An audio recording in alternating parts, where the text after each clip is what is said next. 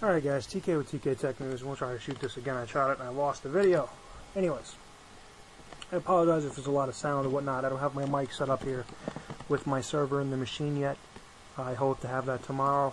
But we're going to get into this. I wanted to do this screencast to get into a couple of things concerning Sprint today. So we've all heard the news. You guys have heard me make the comments. I got into an episode of That's Bullshit about Sprint and what they've been doing most recently, and that was the thing that got to me the most, is the fact that they basically have screwed their customers and have come out and said they're going to start throttling the top 5%. What they said was, what that really means is we're going to throttle everybody but 5%, except for the senior citizens and other people who just use our phones for phone calls and don't actually check Facebook, watch YouTube, get on Netflix, or do anything else normal with their smartphones that they paid all that money for on your network, because we all know that your phones cost more than any other network in America, and that's just a fact. So let's get into it. So why does Sprint manage this network? Well, you can read what it says here, and I will happily let you guys read that. But the reason why they're managing their network, or what they say, is that if they throttle, it's somehow supposed to help their network. It's somehow supposed to help them prioritize their network so that other people will be able to access their network, and their service won't suck as bad as it does now. Well, truth be told, scientific fact states that, and this is just simple math, guys, the longer you're on the network, the more that shit is congested. That's a fact. So by them slowing your phone down more than your, like, what they should say is, hey, we've been throttling phones for the last 5 years. Because we all know that Sprint is unbearably fucking slow. Just a fact, okay? So where it's at now is their network is just so slow, that they're saying, well, maybe if we throttle, we can somehow speed it up. That's an oxymoron. They're going to slow down some users, which means the people who are like streaming and downloading massive movies and crap, they don't care if you throttle them. They're just going to plug the phone in or whatever they're using to tether with, and they're going to do that shit anyway. So you're just going to slow the network down and congest it even more.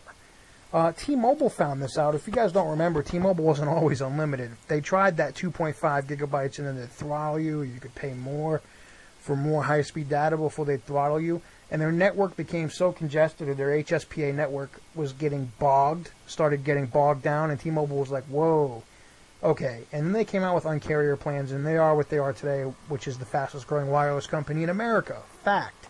They're acquiring more customers than both Sprint, AT&T, and Verizon every quarter. Quarter upon quarter, you can just go look at the numbers. Fact. As far as their size and their percentage of acquisition of customers. And it's going to continue to happen because, you know what? Their network's fast. They are deploying LTE in areas where there was only edge just 3 or 4 months ago, and I'm watching them do this all across the country in areas you guys have seen. I've done speed tests in different parts in the country when I'm driving through, and I'm just like, wow, I can't believe they work here now. And their network is getting better. But anyways, let's get into that. So Sprint's saying that, you know, hey, it's taking time, just stick with us, we're going to deploy this network, it's going to be great. And yes, Spark is great for the 3% of the people in America that get to use it. Let me say that again, 3%. That's it. That's a fact. Go look at the numbers. 3% of the people on their network are the only people that have access to Spark, but everybody's paying for it. That's bullshit. That's not right. So here's some other facts. T-Mobile was able to deploy their LTE network across the country in all the respective cities they have it in now in a year. Actually, less than a year. Sprint has been deploying, supposedly, this LTE network for a very long time, way longer than a year, and they're not in even as many cities as T-Mobile is already with LTE, and to be frankly honest with you, it's an embarrassment. There's no excuse. T-Mobile was able to do what they did with just $5 billion. They used 2 point something of that billion to buy spectrum from Verizon and a roaming agreement to roam on LTE towers with Verizon. They also used the other part of that money to quickly and expeditiously launch that network, and they did it. You know what Sprint did? Sprint got like, what was it? What'd they say? 15 billion, 16 billion or no, it was 20. I'm sorry, $21 billion they got in at cash influx in from SoftBank, and you know what they've done? They've bitched and moaned, they've cried, they haven't done a damn thing except screw their customers.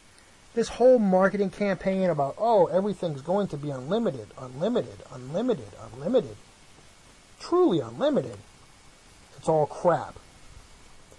But let's get into some of the important parts. So now, let's go to how does congestion management work. On the Sprint 3G CDMA and 4G LTE networks, Sprint uses a proportional fairness scheduler algorithm. I like how they try to make their shit sound important, right? This is, I'm sorry, I don't mean to laugh. This shit is funny. Oh, boy. Basically, what they do is, we're just going to randomly throttle people because we just can, and we don't care. Algorithm, my ass. If they could put that together, they'd already have their towers up. It sounds like crap to me.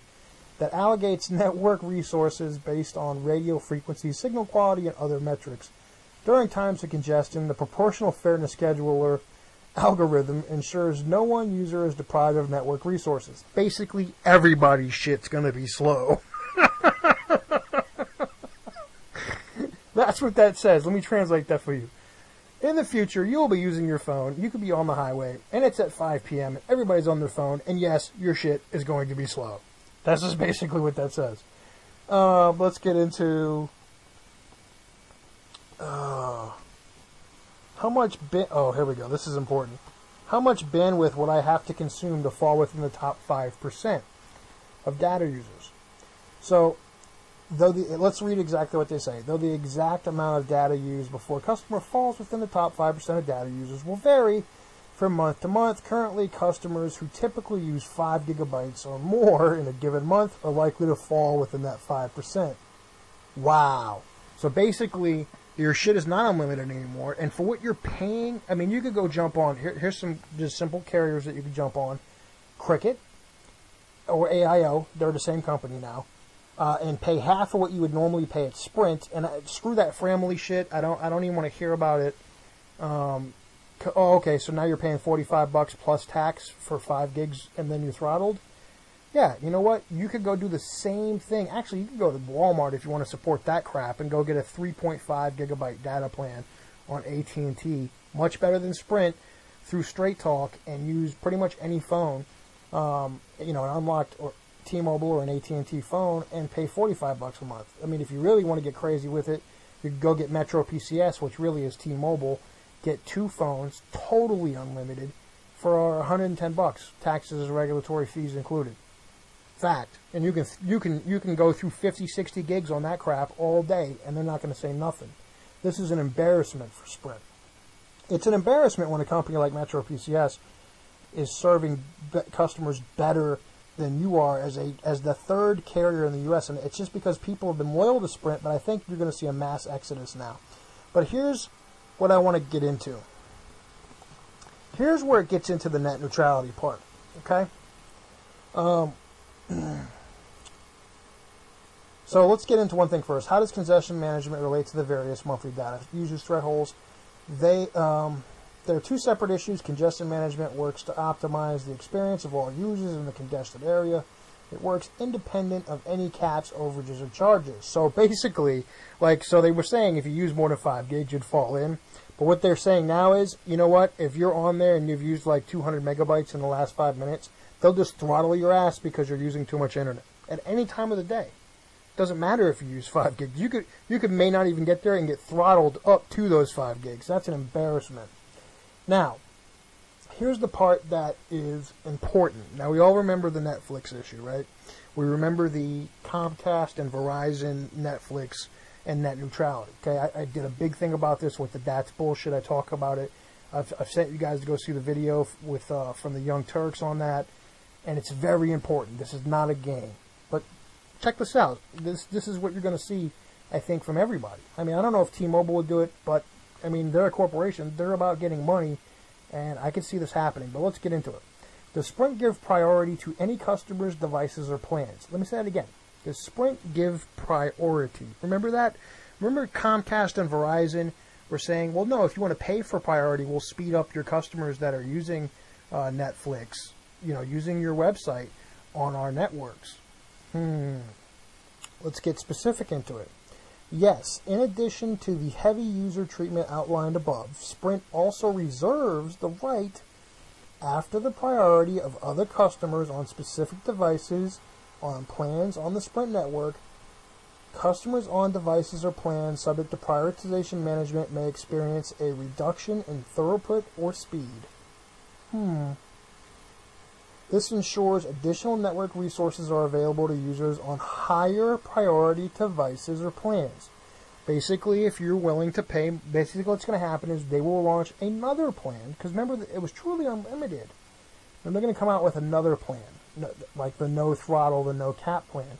And it's going to be twice or more than what Sprint is. And they're going to promise that this plan's going to work. It's going to be the same shitty network with the same shitty speeds.